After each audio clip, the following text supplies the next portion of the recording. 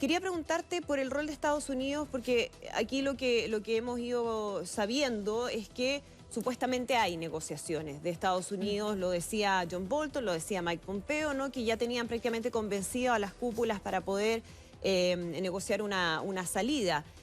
Pero por otra parte, uno escucha a Mike Pompeo, el secretario de Estado, que es como el canciller, Eso es. diciendo permanentemente, hasta hoy día, hace algunas horas, que no descarta una intervención militar.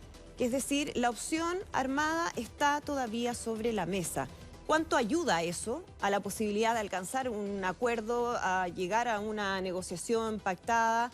¿Y cuánto finalmente puede terminar favoreciendo al mismo Nicolás Maduro, que le sirve para esta figura de victimización respecto a los objetivos imperialistas de Estados Unidos? Bueno, le sirve desde luego para ganar tiempo, de eso no cabe ninguna duda, y él ha sido experto en eso, en ganar tiempo para a la postre irse quedando, a la espera de una mejor coyuntura.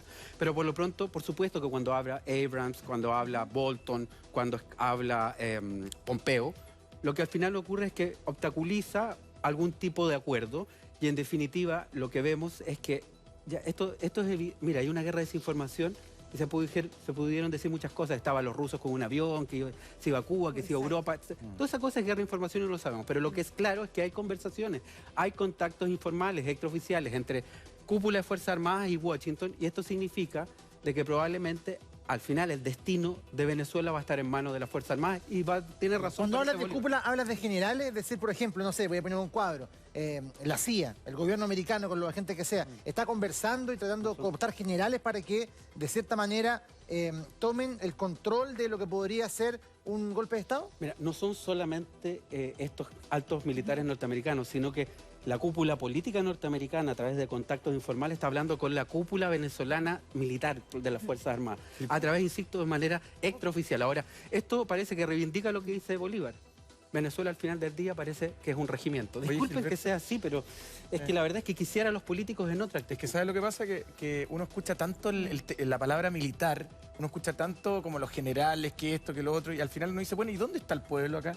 Si efectivamente, como decía el ministro de Cultura, Maduro ganó una elección, que a juicio de ellos una elección democrática, en fin, no sé qué tantos veedores habían ahí o no, pero finalmente, para que él fue bien trucha. A él lo pone la gente ahí.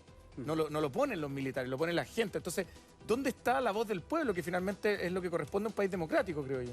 Bueno, desde luego lo que hemos visto son una serie de manifestaciones multitudinarias en algunos casos. La de ellos yo creo que fue más parcial, pero otras han sido enormes. Ciertamente la gente quiere un tipo de salida. Tenemos 3,5 millones de venezolanos fuera. Pueden llegar a 5 millones, esto puede ser una crisis regional. Por eso estos contactos. Ahora, probablemente para escuchar al pueblo, lo que hacen las sociedades más maduras es colocar a conversar a gobierno y oposición para llegar a un tipo de solución pactada. Lo que viene es la ruptura pactada. Aquí la cuestión, ¿la van a administrar los militares o lo van a administrar los políticos? Yo quisiera que la administraran los políticos, pero todo hace indicar de que esto es simplemente un deseo y que al final son las Fuerzas Armadas el actor que Pero perdona, esa negociación, porque finalmente tiene que haber una transacción, algo a cambio. ¿Qué se le va a ofrecer? Es la pura impunidad. ¿Lucía? Cuando lo que dice Gilberto, vinculado con lo que dice Mari, hay toda la información que los militares están muy vinculados a ciertas actividades de corrupción, en el manejo del petróleo, en el manejo de la reconstrucción, en el manejo de muchas cosas básicas, porque ¿por qué los militares están tan apegados al poder? No solamente porque les gusta y porque tienen, digamos, beneficios, sino principalmente porque están a cargo y el régimen los ha ido poniendo a cargo de cosas estratégicas, por ejemplo, el petróleo. Pero además hay mucha información también de una cierta participación de algunos mandos militares en temas de presencia de tráfico de drogas. Y por eso han sido investigados en Estados Unidos, ¿cierto? Entonces, esta va a ser lo lamentable, y estoy de acuerdo con lo que dice Gilberto, acá necesitamos política. ¿Por qué? Porque si no tenemos políticos que puedan aunar a la oposición, la conversación va a ser, bueno, ustedes que están siendo buscados por la DEA, ¿cierto? Por tráfico de drogas, lavado de activos, etcétera, etcétera, no los vamos a juzgar, pero quitándole el apoyo a Maduro y hagamos una transición pactada. Por eso que nosotros tratamos de decir siempre, ¿quién gana ahí? No gana la democracia necesariamente, sino ciertos niveles de impunidad. Cuando hay negociaciones de este nivel, siempre las negociaciones son para ganar y perder algo, pero me perdón, parece ¿me hago que una esa es una pregunta? negociación donde se pierde bastante. ¿Quién encabeza esas negociaciones? ¿Cómo sé yo, como ciudadano común y corriente venezolano, que el que está encabezando a esto va a ser lo mejor para el país? Claro.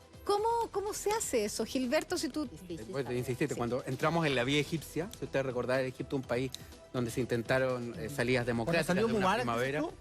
Cuando salió Mubarak, Claro. tiempo estuvimos bajo el gobierno de un partido islamista, Exacto. no radical, y finalmente son los militares los que terminan esta ola de movilizaciones y la toman el poder, y ahí están, y probablemente va a ser reelegido. Es la vía egipcia. Ya. Yo creo que tiene riesgo que los militares lleguen, y desde luego cuando quieren, si ustedes me preguntan nombres, pues no lo sabemos con total, digamos, con Certeza. total certeza. Pero sin lugar a dudas, yo creo que Vladimir Padrino López es Ministro de un hombre Defensa. clave. Ya. Y a mí no me extrañaría que él en algún momento decidiera intervenir. De todas maneras, hay que decir que él le ha dicho muy claramente que solamente va a intervenir en dos casos. En caso de una invasión externa, si Estados Unidos decidiera entrar, que yo lo veo lejano, las Fuerzas Armadas van a hacer algo. Pese a Y la dos, retórica que tiene en- la Casa Blanca. Así es, pese a la retórica, porque está jugando varias bandas. Y al mismo tiempo, los militares van a intervenir si es que hay enfrentamientos entre venezolanos. Si hay algo así como un enfrentamiento civil, van a intervenir. Por lo tanto, si hay posibilidad que lo haga, quiero decirles que además ayer Maduro estuvo perdido 9 horas y que apareció recién, después de un tuitazo, 9 horas después, y aparece flanqueado por generalato. Sí. Es decir, todo hace indicar que aquí lo que importan son los generales. Y hay que decirlo, hasta el momento no es la oposición la que los controla, sino que es el gobierno. Gilberto, dame un...